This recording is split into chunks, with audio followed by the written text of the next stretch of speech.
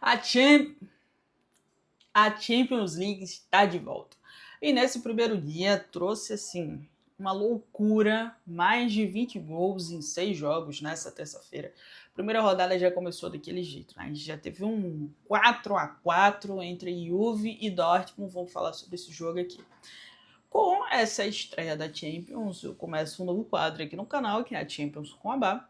E eu vou tentar trazer, sempre que der para assistir os jogos do dia, eu trago. Senão eu trago um resumão, junto alguns dias e tal. Mas fazer o possível aqui para poder estar comentando o que eu achei sobre cada um dos jogos. Hoje, especialmente hoje, estreia da Champions League. Então, tem muito conteúdo, né, pra gente pensar. Teve brasileiro jogando, brasileiro errando, brasileiro acertando também. Mas vamos começar aí com o primeiro jogo do dia, que foi entre Atlético de Bilbao e o Arsenal.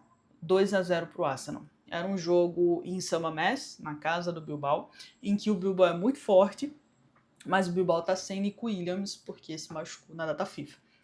Então a gente vê que o time perde muito em volume ofensivo. O Arsenal tem um estilo de jogo que mantém muito a posse de bola, se organiza bastante. Então, quando o Arsenal tá com muito posse de bola, os outros times eles recuam e precisam trabalhar nessa transição ofensiva. Nico Williams fez muita falta hoje. No início do jogo, o Bilbao começou muito bem, começou com muita pressão, começou girando a bola, conseguindo quebrar as linhas do Arsenal. Deixou até o Arsenal um pouco atordoado ali nos 15 primeiros minutos do primeiro tempo, mas não conseguiu manter esse volume o tempo inteiro, o que é normal, né? Tem uma troca ali entre os dois times. O Arsenal consegue encaixar, mas cria poucas chances. Quando é que o Arsenal começa a funcionar? No segundo tempo. Marcelo Beckler estava comentando esse jogo e ele trouxe um detalhe interessante, porque quem começou jogando foi o Eze e o Gyökeres. Os dois saíram no segundo tempo e entrou Trossard e Gabriel Martinelli, que foram os responsáveis pela vitória do Arsenal. No final das contas, dois jogadores que já estavam no time e não dois jogadores que chegaram para essa temporada para tentar resolver. Quando o Gyökeres sai, o Arsenal começa a jogar como na temporada passada, que jogava com o Mikel Merino, basicamente ali fazendo um falso 9. Então o Arsenal não tinha um centroavante de ofício. Eu ainda acho que o Gyökeres não encaixou, não tá redondinho ainda como um centroavante ali de ofício. E não sei se ele vai funcionar tanto nessa posição, tenho minhas dúvidas. Mas isso aí a gente pode conversar em outro vídeo. Quando o Trossard entra, ele é um jogador com muita capacidade de passe. Então ele consegue deixar o Gabriel Martinelli ali na cara do gol. Depois o Martinelli faz uma assistência para o Trossard. Tava dando uma olhada aqui no site da UEFA. Se você pesquisar no Google Champions League, no site da UEFA você consegue ver as estatísticas do jogo. E Gabriel Martinelli foi eleito o melhor jogador do jogo. E ele jogou 19 minutos. Em 19 minutos ele correu 2,9 km, ou seja, não foi nem aquelas corridinhas de 5 km que a gente faz, sabe? Aquelas corridinhas ali. Ah, não, vou começar a correr. Não foi nem o que Gabriel Martinelli correu hoje. Deu uma velocidade máxima, um sprint máximo aí de 32,4, que eu acho que deve ter sido no momento do gol. Um gol, um chute e uma assistência. Ou seja, um chute, um gol. 100% de aproveitamento, melhor jogador em campo. E foi o jogador que conseguiu trazer uma coisa diferente ali pro Arsenal no segundo tempo, destravar aquele Arsenal que estava um pouco óbvio para a torcida do Atlético Bilbao. Era um jogo que eu já esperava que o Arsenal ganhasse, ou, claro, São Mamés lotado, o Bilbao queria ganhar, né? Mas era uma partida muito difícil, ainda mais sem ter um jogador tão efetivo como o Nico, porque muitas vezes, na minha visão, o Bilbao joga bem, mas muitas vezes, quando ele joga bem, é o Nico que salva essa jogada, sabe? Porque o time gira muito a bola, o time não consegue encaixar da melhor maneira possível, mas aí o Nico é genial pelo lado esquerdo, cai, chuta, vai para um contra um e se encontra uma maneira de resolver a questão. Esse é o ponto. Eu acho que faltou isso no Bilbao hoje. Alguém resolver a vida do Atlético Bilbao. Mas um jogador que queria chamar a atenção aqui do Atlético, que o volante do Atlético, o Jaureguiza, não sei nem como é que pronuncia o nome dele, mas é o camisa número 18 do time. Muito bom jogador. Tava em todo lugar no meio de campo. Eu gosto muito de volantão, assim. Tava em todo lugar no meio de campo. Impressionante o que ele fez. Mas enfim, jogaço, mas um jogo abaixo do Arsenal ali. Acho que esse Arsenal não encanta ainda. Pelo menos não me encanta. Se lhe encantar, me diga por que ele encanta. Mas eu ainda acho que é um dos grandes favoritos ao título da Champions, porque quando precisa resolver, resolve. Foi o caso de hoje. Então tava truncado, não tava encontrando caminhos, Arteta coloca 2 jogadores, resolveu a questão. E aí a gente vai pro segundo jogo, que eu assisti também. Às 4 da tarde eu assisti 3 jogos em paralelo ali, enquanto eu tava fazendo outras questões. E o primeiro deles foi Tottenham e Vila Real. 1-0 pro Tottenham. Jogo morno, chatinho. O Tottenham com muitas. O Richarlison entrou como titular nesse jogo, não foi eleito melhor do jogo. O eleito melhor do jogo foi o Lucas Bergvall, que foi o autor do gol do Tottenham. Que foi um gol contra, né? O Lucas ele dá um cruzamento e o goleiro brasileiro, uma pena, né? O Luiz Júnior, um goleiro muito bom. E eu acho que é por isso que eu quis ver esse jogo do Vila, né? Do Vila Real, para poder eu conseguir vê-lo em ação. Não assisto tantos jogos do Vila Real na La Liga, mas eu quero começar a assistir mais, justamente porque a história dele é uma história muito legal. E eu vou contar agora para você. Ele é de uma cidade no Piauí, aqui no Nordeste, eu sou de Recife. Então, ele fez a base no Mirassol, saiu do Mirassol e foi vendido para o futebol português. E aí ele chega lá no futebol português e ele consegue, com poucos jogos, em pouco tempo, se desenvolvendo muito, consegue ter uma titularidade lá jogando no Famalicão. Então, desculpa aqui o tempo, mas era jogando no Famalicão. Ele fez 140 jogos oficiais. Desses 140 jogos, 48 ele não tomou nenhum gol, foram clean sheets. Se ele não tivesse hoje, por exemplo, errado, ele podia ser mais um jogo ali dele com um clean sheet, porque ele é um. Depois ele se redimiu, fez boas defesas, mas foi um jogo bem apagadinho assim das duas equipes. E ele teve no time português 8 pênaltis defendidos. Esse número não é igualado por nenhum outro goleiro da Liga Portuguesa no século. Então, assim, a gente tem um jogador brasileiro, um goleiro brasileiro, que fez história no futebol português como defensor de pênaltis. Isso é muito importante. Então, é um cara que está se desenvolvendo ainda, está num time de meio de tabela, numa liga que é competitiva nesse espaço, tá jogando Champions agora, então tinha toda aquela ansiedade, mas eu acho que no próximo jogo ele vai se recuperar e vai dar tudo certo. Vamos para o jogo 3. Jogo 3, Real Madrid e Olympique de Marseille. Esse jogo já começou com problemas e observações, né, lá na escalação, porque a Tati Mantovani trouxe na transmissão da TNT que o Xabi Alonso estava entre Vini e Rodrigo para começar o jogo. Rodrigo, desde o final da temporada passada, tá jogando bem abaixo. Depois ele deu uma entrevista para a Tati, ele falou que teve muitos problemas pessoais. Deu a entender, na minha leitura, de que tinha sido alguns problemas psicológicos e disse que o Ancelotti, ou Ancelotti, o atual técnico da seleção brasileira, que era técnico do Real Madrid, foi muito importante para ele naquele momento, porque estava junto com ele, o entendeu, o conversou, então ele inclusive mandou um agradecimento ali, aproveitando que estava conversando com a Tati. O Rodrigo começa jogando. O Vini tá bem abaixo. O Vini fez a última temporada dele foi extraordinária, né? A temporada do melhor do mundo, ganhou o The Best, não ganhou a bola de ouro, toda aquela polêmica que a gente já sabe. Mas o Vini essa temporada não tá bem. Não tá conseguindo encaixar, parece que tá muito desconcentrado o tempo inteiro, não tá funcionando. E aí ele começou no banco hoje. O Rodrigo jogou mais ou menos 65 minutos, depois o Vini entrou. O que se fala muito é que o Rodrigo pediu para jogar pela ponta esquerda. A Tati utilizou essa informação para tentar encontrar ali, será que vai ter uma disputa de posição, alguma coisa assim, Mas o Rodrigo disse, todo mundo sabe que eu posso jogar pela ponta esquerda, pela ponta direita, jogando pelo meio. Então ele já deixou um pouquinho mais aberto essa conversa, tirando esse peso de que talvez ele tivesse pedido ao Xabi Alonso para ele jogar pela ponta esquerda.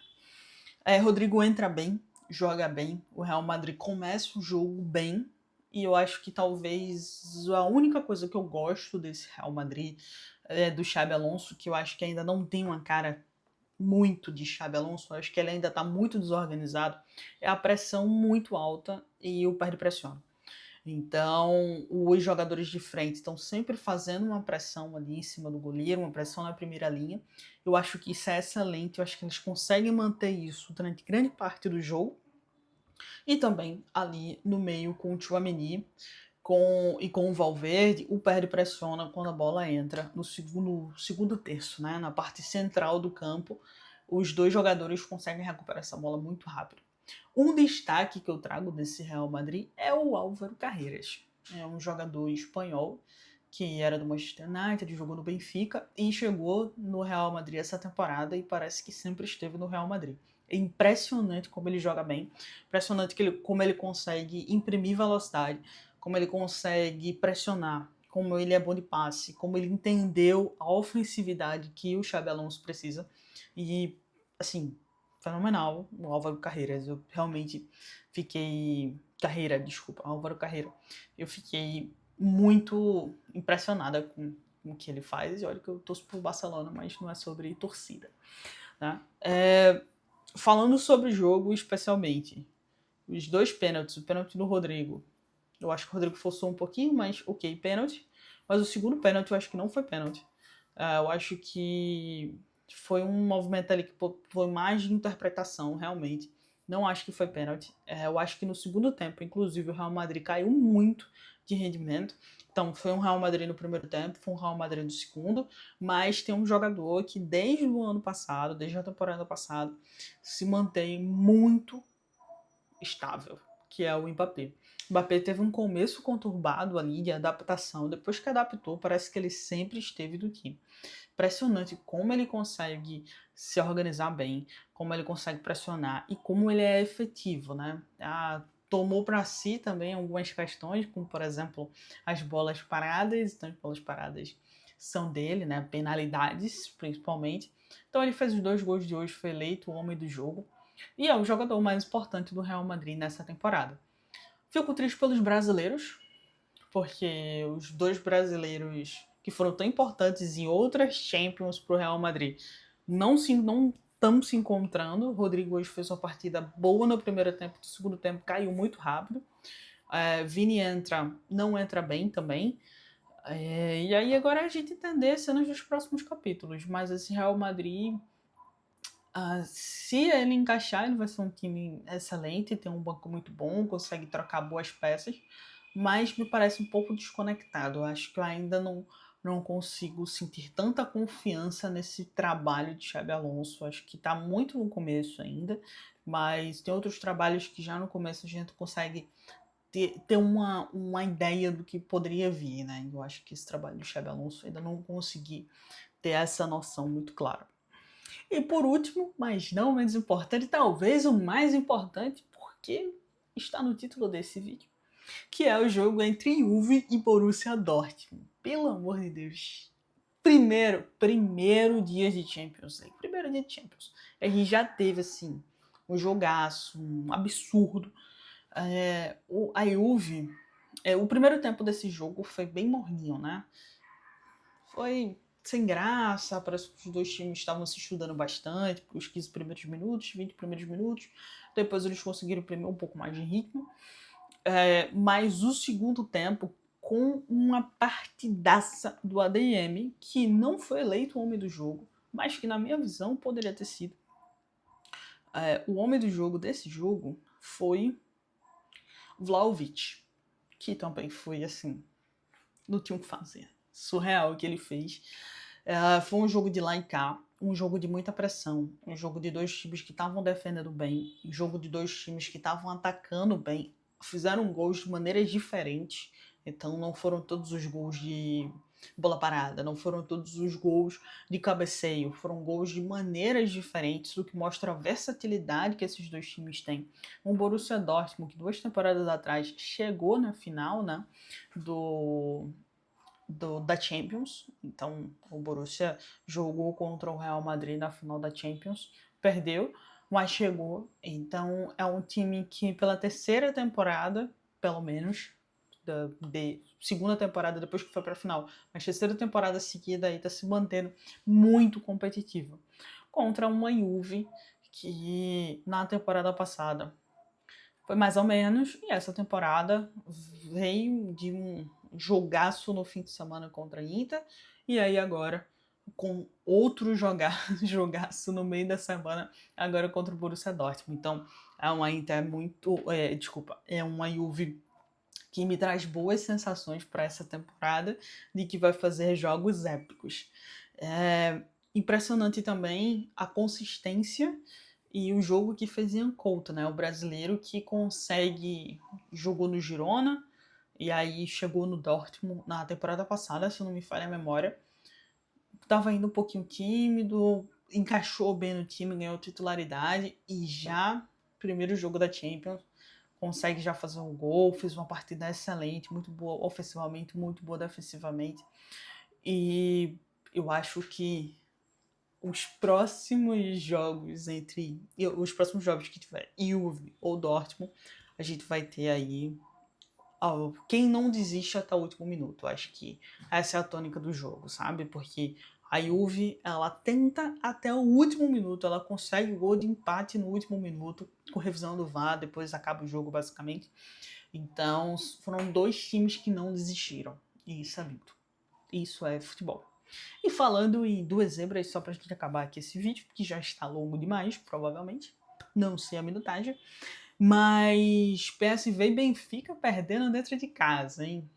Por por isso que a Champions é a melhor competição de todos os tempos. Isso não existe, pô. PSV era favoritíssimo contra União Saint-Gilles. União, ou melhor, né, para não errar a pronúncia aqui. E o Benfica também era favorito contra o Karabakh, né? Porque os dois estavam jogando dentro de casa, casa lotada, torcedores, etc. E aí o PSV perde de 3-1 e o Benfica perde de 3-2. O que mostra o quê? Que ninguém pode descansar ou pode menosprezar os times dentro da Champions. Porque quem entra ali com status de favorito é que tem que dar a resposta pro seu torcedor. Quem não, só segue a vida. Mas é isso, minha gente. Eu vou tentar. Amanhã eu não sei se eu consigo, porque eu vou estar nos comentários de Ceará e Bahia. A Bahia e Ceará, no caso, na final da Copa do Nordeste Sub-20.